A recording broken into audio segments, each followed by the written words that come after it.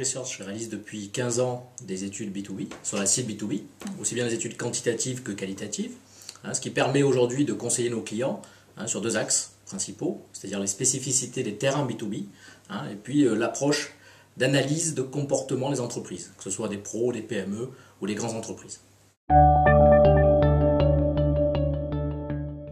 Alors, la spécificité des terrains B2B réside dans le fait d'atteindre le bon interlocuteur, savoir d'abord à qui on parle.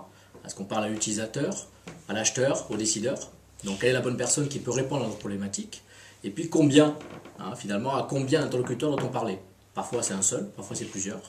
Donc, ça, c'est important d'identifier dans un premier temps le bon interlocuteur, ensuite de l'atteindre, et puis, au final, aussi de l'interviewer. Donc, c'est évidemment la spécificité du B2B, c'est de connaître la bonne cible, et puis de l'interviewer derrière. Alors on utilise différents moyens, aussi bien humains que matériels. Donc les moyens humains, c'est d'abord les enquêteurs qui sont rodés à des interviews sur ce type de cible. Donc ils sont formés évidemment avec des techniques de formation très précises. Typiquement éviter les barrages secrétaires, avoir des multi-interlocuteurs. Donc ça c'est très important, la gestion de prise de rendez-vous aussi. Et puis des moyens matériels, c'est une base adresse de 150 000 adresses qui sont actualisées avec les interlocuteurs évidemment tous les mois. Voilà.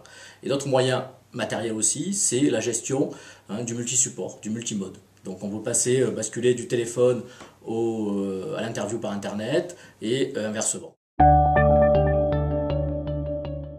Alors elle vient des consultants qui ont travaillé sur des dizaines de projets depuis 15 ans. Alors des dizaines de projets qui peuvent être sur la connaissance du marché, des études de cadrage marché par exemple, la connaissance du client, des études de satisfaction, fidélité. Et puis aussi des études sur le mix produit-service, des tests de concept, des tests de produits et autres. Donc le but aujourd'hui pour nous, c'est évidemment d'apporter des insights en termes de connaissance du marché sur différentes cibles, que ce soit du pro, ce qu'on appelle les SOO, le marché des TPE, très petites entreprises, le marché des PME et le marché des moyennes et grandes entreprises, voire des grands comptes. Voilà, aussi bien de manière qualitative notre approche que de manière quantitative. Différents secteurs d'activité sur lesquels on intervient, mais les plus demandeurs en B2B sont le secteur des télécoms, le secteur de la banque et de l'assurance. D'ailleurs, dans le secteur des télécoms, nous avons un outil de veille semestriel du marché, une donnée de cadrage marché sur le B2B. Alors, les différentes études qu'on nous demande sur ces secteurs-là vont soit sur l'ensemble des entreprises, soit sur des cibles particulières, ce que j'ai dit tout à l'heure, le marché des TPE, des PME, des grandes entreprises, mais aussi des approches intéressantes par secteur d'activité.